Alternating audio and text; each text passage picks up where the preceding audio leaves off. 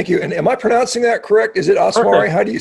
Okay, good. Yeah. That's a good lucky guess. Anyway, so first of all, thank you for joining us. This little kind of community of sort of rebellious meat eaters here, I suppose. And I always like to bring other physicians in just to make me not feel like I'm the only crazy person around. So Not at all. I'm anyway, I was so reading. honored. I was reading a little of your background story, and you as a physician, and this is the same thing happened to me. As a physician, you don't really you treat literally thousands of people every day, but until you sort of experience disease yourself, you don't really take that much of a dive into it. When there was a and I'm not sure what your specialty is for sure, but I know within orthopedic surgery, there was a poll going around asking orthopedic surgeons if they tore their Achilles tendon, how would they fix it? The vast majority of them would say non-operatively, even though we continuously recommend operative treatment for that particular injury. So it's like when your own skin's in the game, you have a very different perspective on how you want to do it. And, most of us as physicians, I'd rather avoid surgery. I'd rather avoid going on medication, but it's just one of those things where you get that. So if you don't mind, can you give us a brief little sort of a brief little background and tell us a little bit who you Sure. are and what you do and how you got to where you are today? Well, first of all, I am absolutely honored to be here. I see the MeatRx community, the podcast. I'm just flabbergasted by how you've empowered your patients, each individual that's on here. I mean, that 11 or 10-year-old who had type 1, who's just killing it with his mom and dad. The guy with the acne. I'm sorry, I don't have all their names, but so many success stories and so many cures, and I think I'm just in awe at how you've created this community. So it is an absolute honor for me to be here. I am a family medicine doctor. I do integrative medicine. I have been this is my 21st year now practicing. I actually graduated in Loma Linda, the medical school there. And I was doing family medicine for about 6 years traditionally, and met up with a mentor who I'm with now as a colleague in integrative medicine. So we do acupuncture, prolotherapy, neurotherapy, we do injection therapies, more to the homeopathic side, some supplements. But now, since learning the nutrition side, I've changed my practice considerably. Back in 2019, I actually had a hemoglobin A1C of 7.4, diagnosed diabetic, and I just had to change my entire life. Found this community. You were actually one of the first people I started to follow, and has completely changed my life. So I am completely honored to be here. Well, and like I said, it's just, I think so many people, and I can attribute my success to many people that came before me. I certainly, wasn't the guy that invented eating meat for sure, and we've had a lot of great people that have done this over the years. It's interesting because Loma Linda is many people know, but some people may not know, that is in the heart of vegetarian, plant-based country. This is where the Adventist health studies often are sort of originating from. They've got a huge bias towards plant-based diets. And so there's another physician out there, I'm sure Ted Naiman, also trained at Loma Linda, and he is obviously also not in the plant-based camp. He's in a very protein-centric and also animal food-based centric diet, and seeing significant changes there.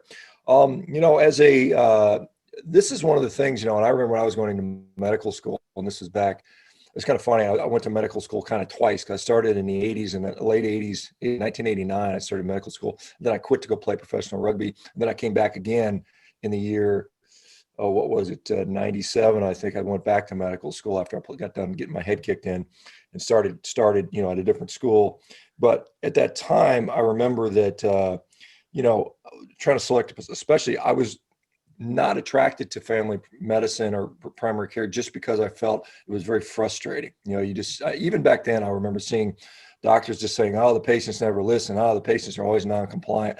We never can get them to make progress." And it was just kind of like, it was a once in a blue moon where you had somebody that actually had a good result. And so I just said, that just sounds too frustrating. So I'm going to go into a field that, guy breaks his arm, I can throw a plate on there, stick a rod down there, and he's better. And there is some of that. But what I realized as an orthopedic surgeon, I was just doing the same thing. Everybody I was seeing with joint pain and tendonitis and tendinopathy and peripheral neuropathy and the carpal tunnel, that was all just the same stuff. It was all just this lifestyle metabolic stuff, and I was seeing that 90% of the time. And so you can't escape it. Let me ask you, so a little bit more about you wake up one day, hey, I'm a doctor, my hemoglobin A1C 7.2 or whatever it was. That's got to be a wake up call. I mean, it's got to be like, wait a minute, because you think you think as a physician you need to be immune to this stuff, and you're not. And it's just kind of interesting. So, how did you react to that diagnosis? So as you said, Loma Linda, even the medical school is associated with the Seventh-day Adventists. I am Seventh-day Adventist as well. And I truly believe that teaching my patients vegetable-based diets was the ultimate diet. I honestly believe that. But the crazy thing was me being mostly plant-based, vegetarian, occasional vegan times, exercising 3-4 times a week, eating what I thought was a healthy diet. I could never lose weight. I have been obese my entire life since I have a picture in 1976 where I first became obese, because prior to that I wasn't. And so you're right. When I got my blood work back and it was 7.4 and I saw it, I was devastated. I thought I was doing everything right. I actually even taught students who rotated through our family medicine department at my hospital diabetes and the complications and how to prevent it. And I failed, and I failed so miserably that for the last 3 or 4 years prior to my diagnosis, I even stopped talking about nutrition, because if it wasn't working for me, how could I continue to teach something that obviously was wrong? And like you said, I would see patients who would come in the same way as they left, and I would think, man, you are just not compliant. And without me looking at myself and saying, geez, are you compliant? Because it's not working for you either. So I was devastated, and I was on the search to find something. And I found it through a patient who actually was doing keto, and I joined a Facebook page. I set my macros, and within 2 weeks, I was a brand new person. Yeah, isn't it? I think it's really amazing. And I've, so I've had my criticism for this, but I think we have these. As a physician, the early physicians back, you go back to, hundreds of years ago, the physicians were known for, Osler and, the observation of patients and, making assumptions. And we kind of lost that as a skill as a physician. We don't really observe our patients, I think, to the degree that they used to. I mean, we just kind of like, we have a set of talking point algorithms that we're supposed to follow that are developed by, perhaps organizations that may or may not have interest in conflicts of interest. But and when we see so many people that fail to achieve a good result, and even defining a good result is, some people say, well, your blood pressure is now within range and we've got you on these 4 different antihypertensives. Is that really a good result? And I think we've just kind of lost it. We've kind of lost the forest for the trees, I suppose, in some of these things. And so when you get into this situation where all of a sudden, and I'm sure and I'm not sure where you're in practice right now, but as you've changed your treatment strategy, we had Dr. Tony Hampton on, a while back ago, and he's, similar. He was like, look, I was pushing plant-based vegetarian, diets for many, many years, and I almost never saw anybody legitimately come off medication. I mean, and now that I've switched over to a low carbohydrate approach, ketogenic approach, this is a weekly, daily occurrence for me. Are you seeing a similar shift in what you see with your patients? Absolutely. The 19 years I've been practicing, I had one person get off her diabetes meds, and then I lost her to follow-up. The next year I saw her again. Guess what? Her diabetes was way back. And that's even makes it more dangerous, because I had lost touch with her. She had lost touch with herself. And here she is with diabetes and hypertension that has been untreated now for how many, I don't know how many months. So now it's a completely different way of practicing.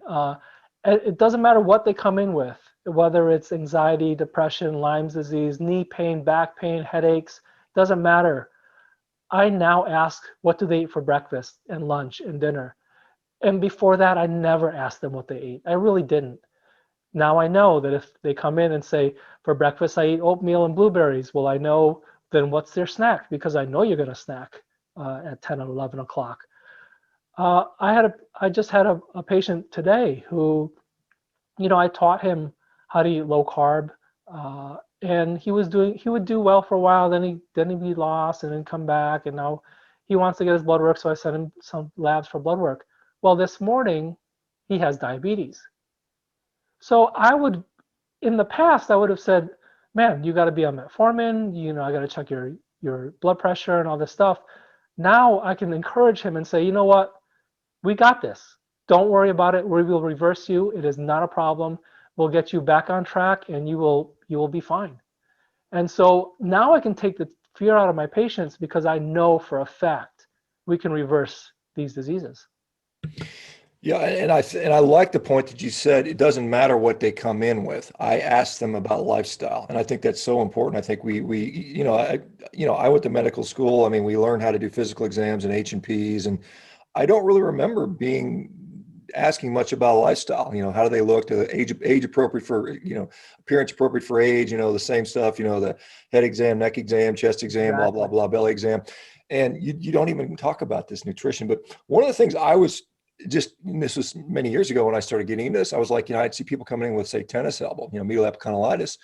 And I would say, I bet that person's fasting insulin is high. And I started drawing insulins. Now, that raised a lot of red flags. People, why the hell are you drawing insulins on this? And there was no, the CPT code didn't match up with the ICD-9 code. And it was just like, trying to order a lab for a condition. There's no reason to draw that lab. But so no surprise, I'm sure you won't be surprised, they all had high insulins, and it was just one of these things that's interesting. So I want to just back to your story. Tell me, because you said you were overweight, obese, you don't appear to be now, at least from your shoulders up, you don't appear to be obese from what I can see. But tell me what happened to you. What happened to your own physical transformation or health transformation since you've been doing this stuff? So currently I'm 60 pounds down. I've kept it off for 2 years, which I've never done in my past. I used to be, I tried everything. I literally did. The only thing I did not try was the Nutrisystem because I never bought their meals. But I was Weight Watchers. I did the HCG diet. I actually tried to teach HCG diet. And, I tried all these different things and I would never stay off. It would be successful maybe for a few months and then I would gain it back and I gain it back more. So first of all, just to be able to keep it off for even a year has been remarkable. Prior to the diagnosis, I was so irritable. And I'm a family man. And when my wife was telling my kids to leave me alone for an hour when I got home, because I went straight up to my bedroom and just had to unwind, it just wasn't me. But I thought it was just the stress of medicine. I had headaches every day. I had brain fog so bad that I couldn't even remember my next door neighbor's son. I had irritable bowel disease my entire life. I thought this was just me. I thought I would have to go to the bathroom every time I ate. And before I left the house, I'd have to go to the bathroom 3 times, actually, with floating stools. I had reflux and knee pain, chronic knee pain, which I thought, it was because my knee pain was because I did a lot of sports when I was younger, and I had ulcers. I actually had bleeding ulcers, and I thought, oh, that's because of the ibuprofen that I always took when I was in high school, like daily. So I had all these things, and literally within 2 weeks of changing my diet, that all disappeared. Even now, my irritable bowel is gone. My daily headaches are gone. I feel like I'm not irritable. I feel like I'm literally a brand new person, and I feel actually stronger and better than I did even 20 years ago. Yeah, it's interesting because, and I'm not sure how old you are, Andrew, but I mean, there's this perception that, this knee pain, this reflux is, this IBS. It's all kind of normal stuff. It's kind of like we see it. It's so common in the population. And often the thing is here's a PPI. Here's some different medication stuff like that. Here's some acetaminophen. Here's some Mobic or something like that. As physicians, because we're just so ingrained to believe this to be not only common but even normal aging, which I just kind of push back on, and I think you're starting to realize that too. That's not how we're supposed to. I don't think you can point to any other species on the planet, that's their existence for a significant part of their time on Earth. Maybe the last few months they're alive, perhaps, but to expect you're going to live 30, 40, 50, 60 years with these types of conditions doesn't make sense just from just a basic common sense standpoint. Why would an organism be, alive just to constantly be in pain or suffering? It makes zero sense. So how has it changed your own personal experience, change your perception when people come in here? You like, this isn't normal anymore. Oh, absolutely. When someone comes in and they've been told that uh, their brain fog is because they're getting older, or their memory loss, or their knee pain, or whatever it is, people have told them it's because you're getting older. I said, no way. That is not a truth. I do not believe that, and we will change that. It blows my mind that I never knew that different foods irritated me to the way they did. For instance, the reflux. Like, I just thought I had reflux because I was taking NSAIDs all the time earlier. I hadn't for 20 years, but then once I eliminated stuff, I realize now every time I have gluten, I have reflux. I didn't know that before. And so just those little things that you learn um, is humongous. And when I'm treating patients, I get them back to typically eating the way they ate when they were a kid, because it was a lot healthier back then. Well, I would, for me, I don't think it would work for me because I was eating Cocoa Puffs and jars of Dunkenheim's frosting and, I'm Cheetos. talking about the older people, Yeah, I mean, maybe when they're maybe which I don't think are old anyway well, I anymore. mean, because I grew up I was born in '67, so that was early '70s when I was doing, the early '70s, mid '70s when I was doing that stuff, and I remember that was so the processed food had creeped into that. Let me talk about,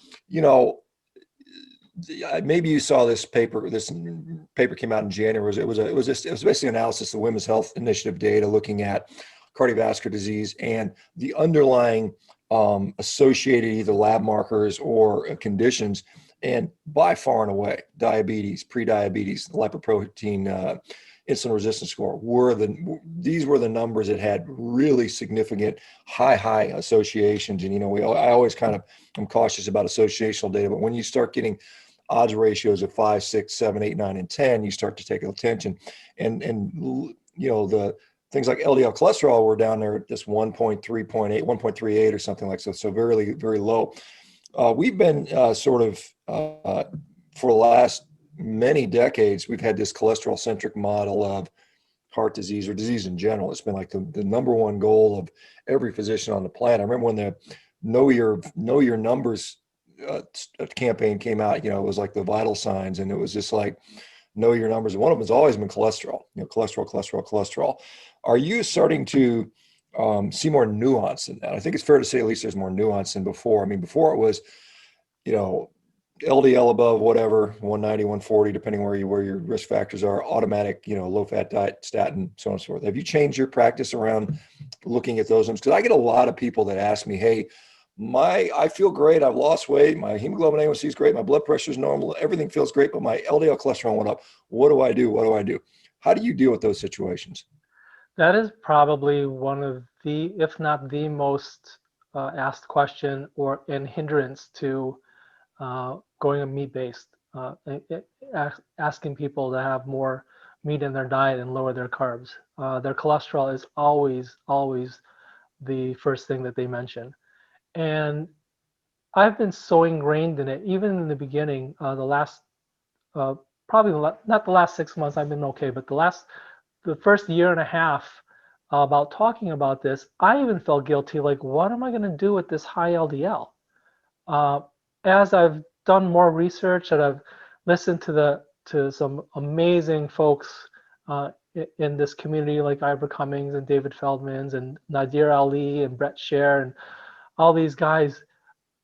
Why are we treating LDL? And it actually took me a couple of years to realize, why am I treating the LDL? And do I have to treat the LDL at this point?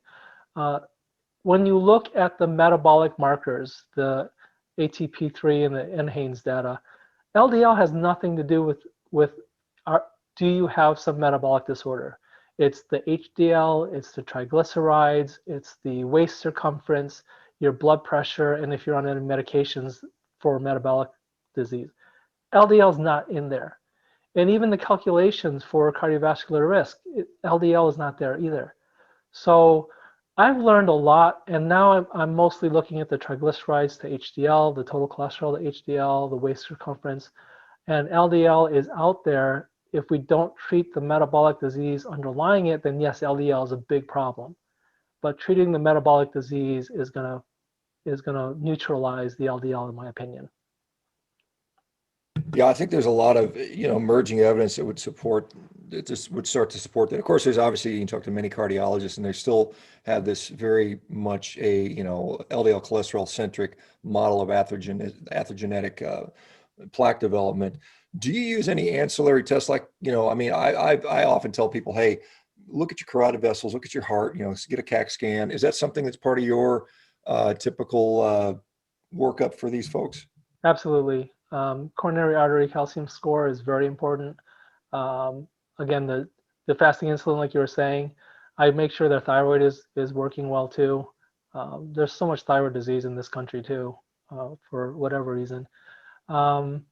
Yeah, all those scans that you talked about, I do, because those are better markers, in my opinion, than just checking an LDL and treating an LDL.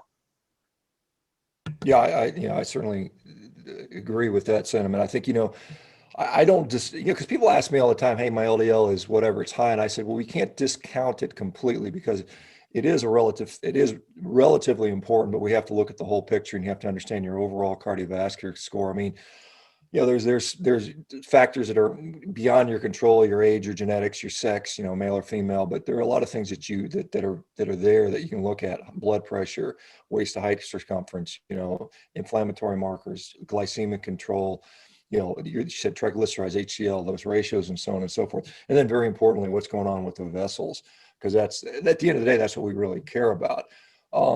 As far as, this is another interesting topic, because, you said I reversed diabetes, I put it in remission, however, whatever semantics you want to use. There's people who quibble about the semantics on this. Oh, you didn't really reverse it, it's just in remission. And at the end of the day, what we want to do is avoid the complications of being diagnosed with diabetes, whether it's renal complications, retinopathy, whether it's heart disease, which was clearly highly associated with that. There's been some pushback within the folks in the plant-based world to try to change the goalposts on what diabetes is. Oh, it doesn't matter that you have a normal glycemic control and you have normal numbers and it's very flat. That's not important anymore. It's can you pass an oral glucose tolerance test? And I look at that, an oral glucose tolerance test is 75 grams of pure glucose. And I'm thinking about, where in history would a human have ever been challenged with eating 75 grams of pure glucose? It likely would have been almost a never in a lifetime event. I mean, what is your perspective on this pushback that diabetes is now not, well, there's people that are trying to diagnose diabetes as, can you pass an OGTT? Yeah, that's ridiculous. I have patients who have a hemoglobin A1C of 5.8 to 6, and yet on their continuous glucose monitor, everything is flatlined in the low hundreds or even the 90s. So looking at a hemoglobin A1C on this type of lifestyle, I think is, just looking at that alone is not correct either. The glucose tolerance test, 75 grams of glucose is not even physiological. It's not even normal to test that. And I don't care in one shot what that is, but let me see where your sugars are throughout the day, and let me see what you're eating. And so I know there's even talk about carb cycling to make sure your OGT, your glucose tolerance test is fine.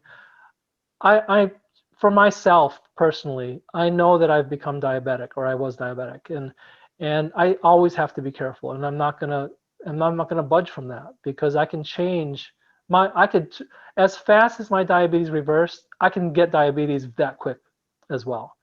So again, I don't like to treat numbers. A lot of people like to treat numbers, even thyroid numbers. A lot of people treat it to the number, to the TSH. I think it's more than just treating the number. We have to look at everything in together and treat the person as a whole. Yeah, I think there and people get lost with that, because they're looking at numbers and the there's a double-edged sword because so many people have access to labs. I mean, I can literally walk down the street. I've got a Quest lab.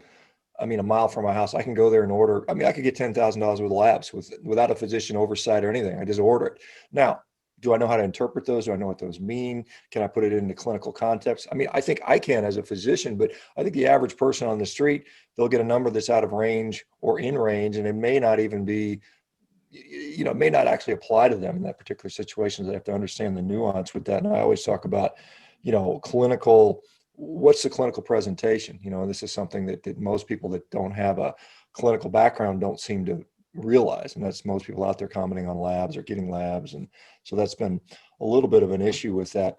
Do you find that, so are you so now obviously if you were practicing as a Seventh-day Adventist, training Loma Linda, prescribing plant-based diets, I don't know if you're still in a group practice or what your setting was, and then there's a shift. Have any of your colleagues have said, wait a minute, Dr. Oswari, what the hell are you doing? I mean, has that been something you've been faced with locally? So I'm in New Jersey, so I don't know any other Adventists except for my brother and sister. So, um, and Ted Naiman was actually my classmate. We actually graduated together. I just lost touch with him, and I shouldn't have. Um, I don't think, I think that really the biggest issue still is the doctors not willing to really listen or change. I think the medical system has been so broken that they are stuck in their ways. They don't have time to do their own research. They believe that everything else outside of the norm is quackery.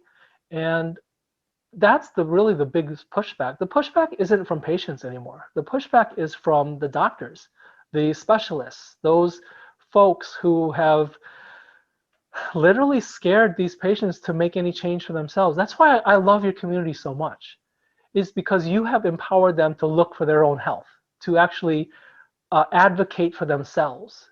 I have a patient, a friend actually, who has cancer, and I've told them different ways to go. Another naturopath, Dr. Winters, to just ask questions with. And I hear things like, I don't want to offend my oncologist. I don't want to hurt their feelings. I don't want to, there was Dr.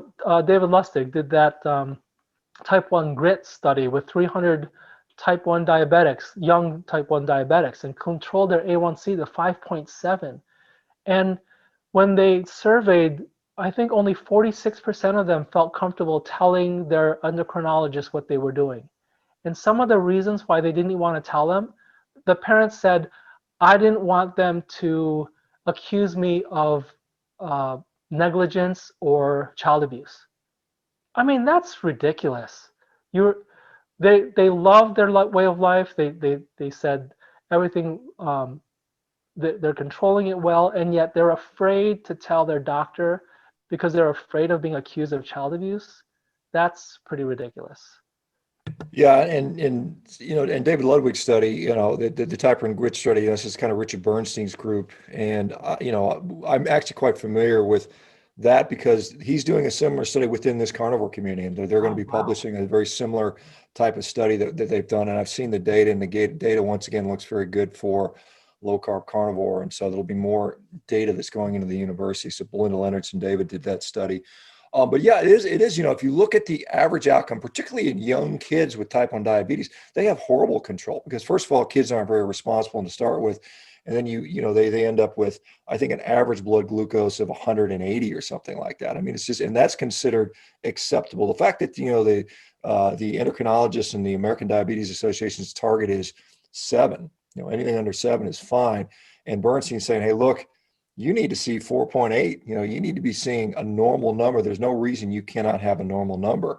What makes it very difficult is if you're eating a high carb diet and you're trying to chase that with insulin, you either you undercorrect, you overcorrect, and you're always chasing their symptomatic hypoglycemia, followed by, they eat a bunch of carbs and now they're up with a blood glucose of 300 again, and they're chasing it all day long. Whereas on a low carb diet, it's 100, 100, 120, 80 all day long, which is much, much more preferable and more closer to, I think, normal human physiology. But you're right, it is a bit of a shame that physicians would consider not giving your kid donuts as somehow child abuse. This is just Yeah. it is very, very, very unusual, I think, for sure. This is a thing, and I don't know if you're willing to comment on this, but we've seen obviously this pandemic, and we've seen different thoughts on how to treat this. And then one is Krispy Kreme donuts. We're going to give everybody a donut to encourage them to get vaccinations. And many people were saying this is ridiculous. Why promote further obesity? Well, there's other physicians that saying, there's a pediatrician that did this basically on Twitter, said, hey, look, there is absolutely nothing wrong with you eating a donut every single day.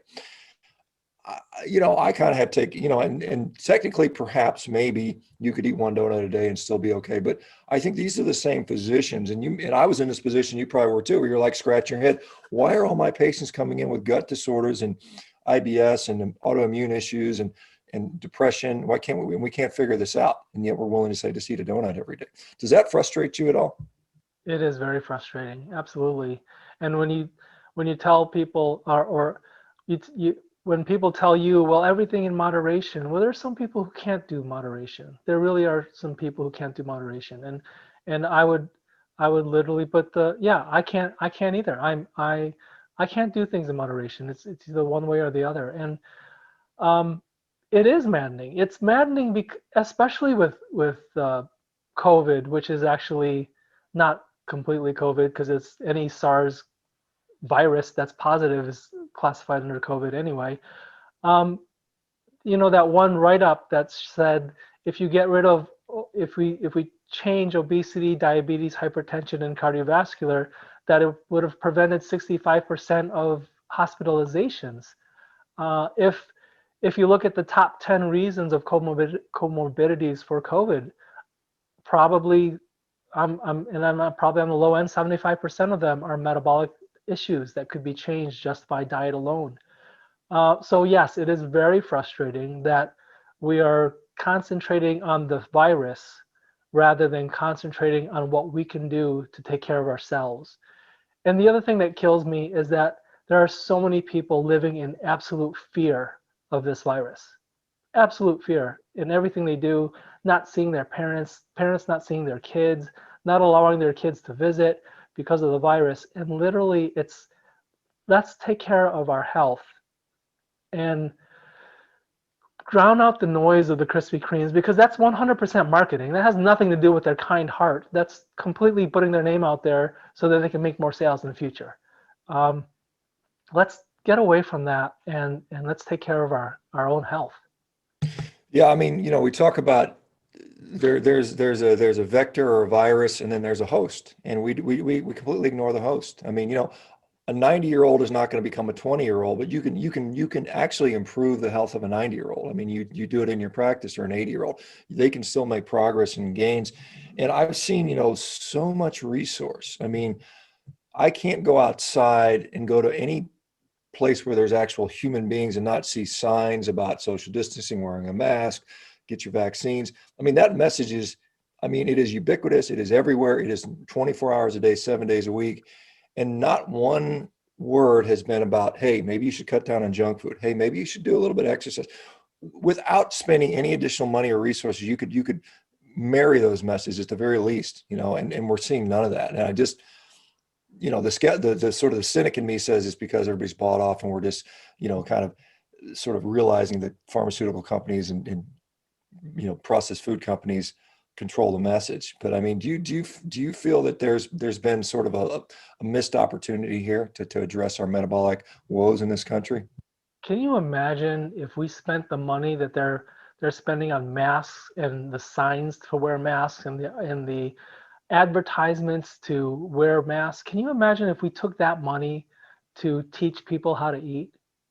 I mean, when COVID finally goes away, what's still going to be here? It's still going to be the thousands of deaths from diabetes and cancer and strokes and heart disease. I mean, this stuff's not going away. It's going to be here, and we have not still addressed those issues, which could be done just like that. Just like you said, just eat a diet that's whole foods. Eat a diet that's not processed. Get outside in the fresh air. Drink water if that's your thing. Do all these different things that could be done so easily at home, and yet it's being completely ignored, and the media is twisting it to prevent us from thinking about ourselves. Yeah, as someone, and I'm sort of outside the main medical system and kind of doing this alternative path. And I think, fortunately, still able to make an impact in people's lives. But do you see, how can we fix the medical system to a way where we can kind of, actually start getting people off medications? And is it fixable, or do you think it's going to just be my thought is, I think maybe the allopathic medical system is so inextricably intertwined with pharmaceutical companies and even through the education system that it may never be able to be sort of changed from what it is. And so you have to develop an alternative market. What are your thoughts on that? Can you fix it from the inside, or do we have to have an alternative for everybody? I think it's going to only get fixed from grassroots. It's only going to be fixed by each member here of your community telling someone else, telling someone else, and telling someone else. And that ripple effect is going to be huge. There is going to be a turning point. I definitely believe there's going to be a turning point where the medical establishment has to stop and say, "Oh, yeah, let's this is the right way." Look at the American Diabetes Association, right? It took that type 1 grit paper to show them that low carb actually works. It took Tracy Brown, who was the first diabetic to ever be a CEO of the American Diabetes Association. And then a year later, they say, oh, low carb diets can be an option for treating diabetes. So it didn't come from the ADA. It didn't come from top down. And yeah, unfortunately, our system is so wound up. The American Medical Association is so wound up with money and different interests, I believe. I don't know. I can't say that for a fact, but the change is going to go from the bottom up. It's not from the top down. And I think every single member here I'm sure they've actually experienced it. I find so much encouragement with your success stories, honestly, because how many people would that little interview touch? And how many people have you already touched in your family and your friends? I think that's how it's going to change. It's not going to be top down. We have to change it from bottom up. Yeah, and I don't disagree at all. And that's why I try to encourage people. And for you guys that have not shared your success story, make sure you do, because it does have an impact. Like I said, it's even impacting physicians, which I think is something, obviously we like to think that physicians are these sage, wise individuals that only read, critically read the literature, and this is how we make all our decision making. But I will tell you, we are impacted by stories just as much as anybody else, because, this is something we see the usual care. We know what's happening. And when an exception comes up, I think someone that's paying attention, and I would call them maybe perhaps a good physician, will take note and say, wait a minute, maybe there's something there. A good scientist would sort of do that. What has been, and this is one of the frustrations. I mean, maybe you share, maybe you don't. I know when I was in practice, it was such a fast pace. I mean, it was literally, you felt like a rat on a hamster on a wheel. Run, do your coding, do your billing, do your EMR, get the next patient in, get the next patient in. And you don't have time to sit down and have that discussion. And I think, is that something that is an issue for you, frustrates you? And how do you find the time to do it, to spend the time where you need to make these differences? Because it's tough to have a lifestyle changing conversation in a 8-minute visit where some of it's taken up doing paperwork. Yeah, I'm totally blessed that in 2006, 2007, I actually changed from that traditional rat race to an alternative more approach. And I'm lucky because I can spend more time with my patients than others can. Um, it's it's a hard work. I mean, these doctors, even if they're trapped in the system, they have a good heart. For the most part, I believe they are trying to do the best that they can to keep their patients healthy. The unfortunate thing is that it's become more, it's, let's be honest. For me, if I was in that situation and someone has a cold, it's easier for me to write an antibiotic than it is to say, this is a virus and it's probably not going to, it's probably not going to do anything. Give it a little bit of time. It's going to get better. Someone who has diabetes, it's way easier for me to write a prescription for metformin and insulin and be done with it and say, oh, your labs look good, and then go away, than for me to spend half an hour to an hour to talk to them about what you can do to change your lifestyle. It's just it is frustrating because that's what's going on. And not only that, you don't have time. By the time you get home, you don't want to read more papers and you don't want to read these other things because it's exhausting. And so I do feel that, and that's why again I honor you because you're out there teaching physicians, whether it be in podcasts or whatever it is. We have to teach them again just one-on-one because there's no time to look into it further for yourself. And like I told you, I learned from my patient. I actually learned from my patient. And thank God I was open-minded enough to learn from my patient. Had I learned from a patient 10 years ago who told me that because she had GBM, a glioblastoma, and she told me that she has to do the keto diet. If I would have listened to her 10 years ago, I'd have been in a much different place than I am today. So I'm thankful that I finally did see the light, and I think part of our mission has to be to help other doctors see the light as well. Yeah, and I again, this is because a lot of people are frustrated physicians, and I will tell you that, I know lots of physicians, and they truly do care. I mean, most of them, with rare exception, really wants to do the best for their patient. It's just that they may not have the education, and then it comes around lifestyle and nutrition because we just weren't taught that very well in school. And so I certainly commiserate with a lot of these guys, because I understand what's going on. But at the same time, and this is what I always tell patients, like if you've resolved some crazy issues, because I get people in here all the time, Crohn's disease is gone.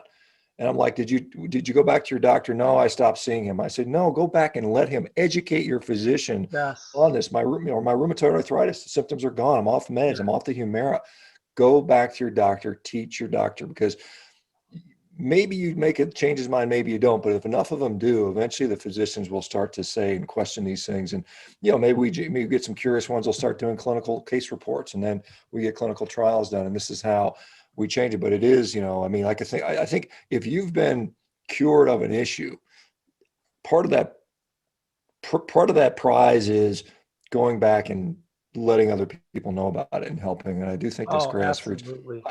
I don't know what the tipping point's going to be, and it may take another 5, 10 years, but I think it can happen. I have to be optimistic enough to say that it can happen, and hopefully will happen. And I think, certainly, I think there'll be alternative markets that emerge. There'll be, and there already is to some degree. I mean, some people go to an integrative doctor, some people go to a functional med doctor, some people go to a whatever naturopath. And I mean, those things already exist, but I think once the results become so well recognized and obvious, and then if I get sick and I'm going to be like, if I'm in a car wreck and my femur's sticking out, take me to an ER, give me Yes. an orthopedic surgeon, don't give me a ribeye steak. I mean, maybe in post-op, but I mean, that's not going to fix it. But I mean, it's like, there are, I mean, medicine has some beautiful things about it, some great Absolutely. technology and some wonderful people doing that. But, like I said, when it comes to that chronic disease aspect of it, I think we're a little bit lost in that realm. What's Absolutely. and this is something that the low carb community, you mentioned ADA and the Tracy Brown, the president, who's a type 2 diabetic who went on a ketogenic diet and controlled her diabetes. That has been that's been kind of the rallying cry. A little bit of obesity. There's a lot of ways to lose weight. it seems like low carb diets are probably the most efficacious for impacting, diabetes control. But have there been things that have surprised you? We kind of alluded to this at the beginning. Like I said, I'm seeing mental health get better with nutrition. What are the things that you're seeing as a family practice physician who sees the whole gamut of everything? What are you seeing responsive to nutrition? I can't say that there's even one thing that isn't responsive to nutrition, to be honest. Um, again, talking about that ripple effect, right? I had a patient who we taught low carb. She's doing well. She tells her sister who had rheumatoid arthritis since she was 20. This has been like 40 years. She's on prednisone for the last 20 years. She teaches her sister how to eat, and she's off the prednisone for the first time in 20 years. Like, that was not my doing, but I celebrated that as much as if she was my patient. Um, so I honestly, I believe the root cause, and maybe I'm narrowing my mind too much too, is that we have to fix your nutrition. We got to figure out what food, what vegetable is causing the damage for you, because I believe that's where it starts. If it's the seed oils, which I believe is a huge problem, um, which whatever it is, we need to figure that out. And it's hard for them too, because their entire life they've been chasing the cure through medications or supplements or something like that. And when I tell them, well, you know what, why don't we try to get off your oxalates, your spinach and your kale or something like that? And well, my broccoli and kale, and those are so healthy for me. But listen, if it's messing up your body, let's listen to your body more than what everyone's been teaching us. Yeah, I'm seeing some about physicians hiring people to help them with this lifestyle stuff, and it kind of makes us, we have there's been a number of physician extenders, whether physician assistants or nurse practitioners, and you've got all the paramedical people, you got the lab techs, the radiology techs, the CT techs, certified nurse assistants. We've got this huge army of people that are all designed to sort of treat things at the back end, at the put the Band-Aids on. We have PA, because we can't write enough prescriptions quick enough. Go see this guy so he can write your prescription.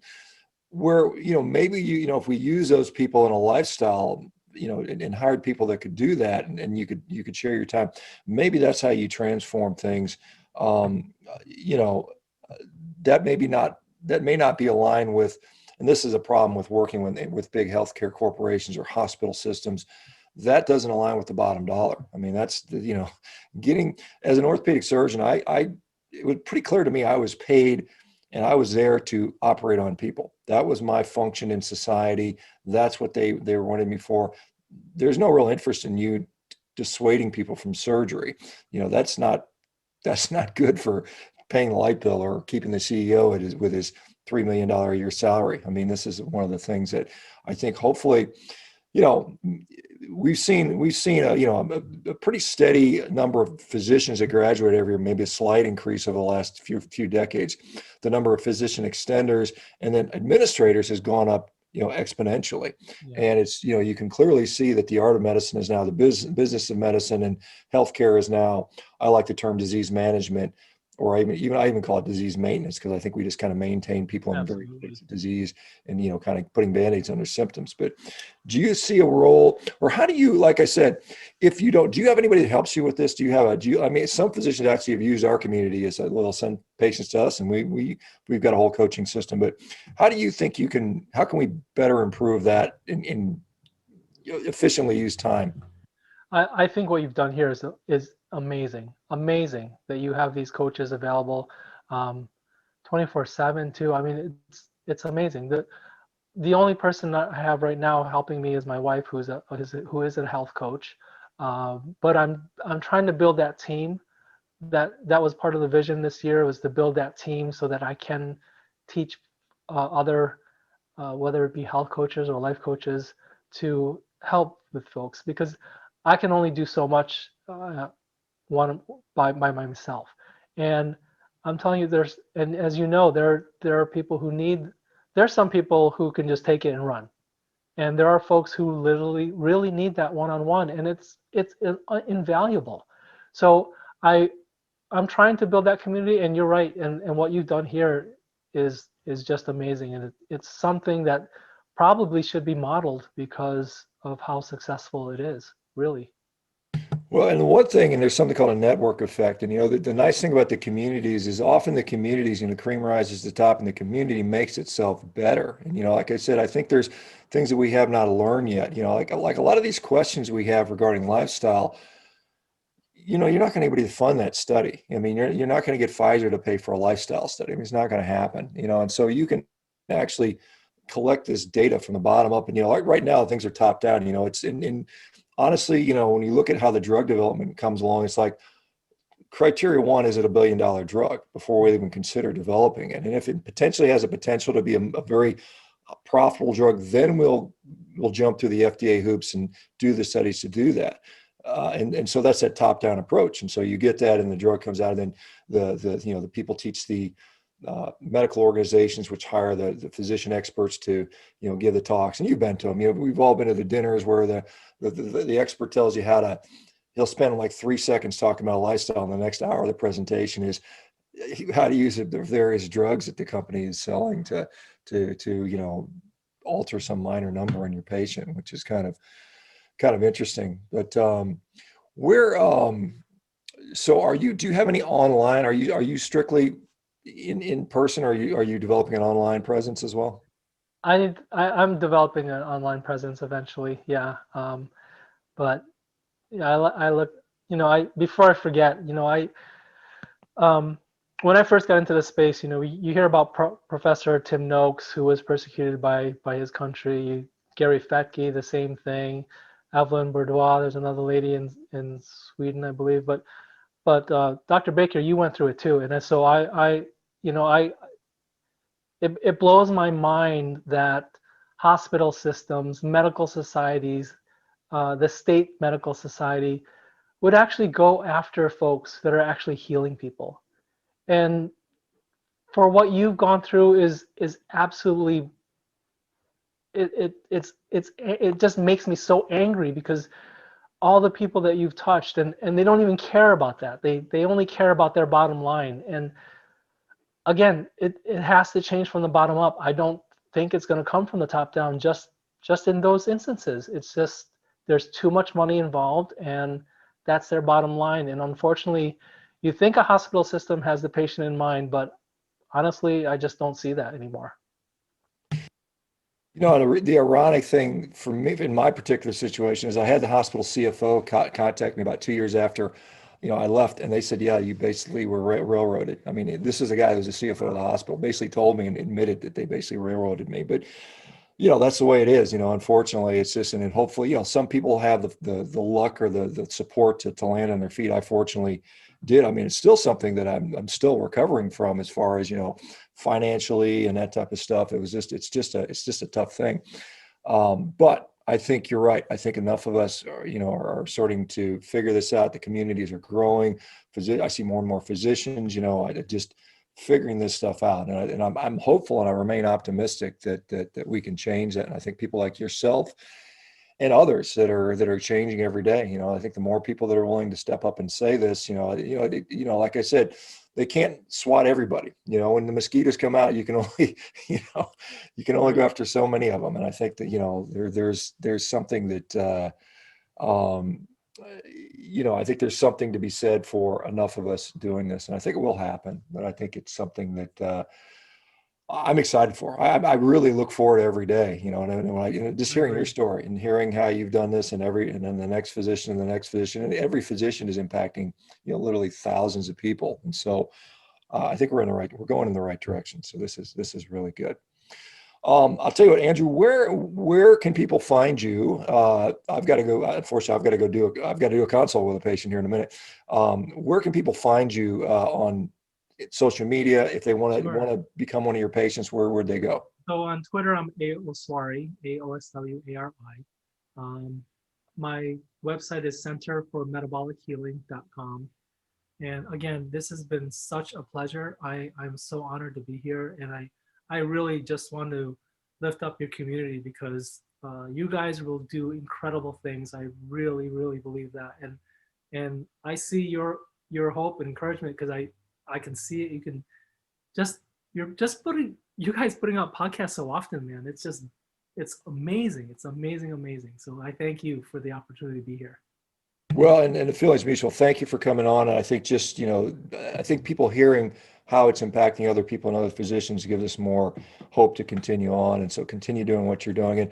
And we'd love to have you back. Let's do this again down the road and, 6 months or so and just kind of get an update, see where you're at. Okay. I appreciate that. All right, Dr. Oswari, you have a great day, folks. I will see everybody back tomorrow. You guys if not, you guys have a great weekend otherwise. Take care, everybody, and see you later. Bye-bye now. Bye.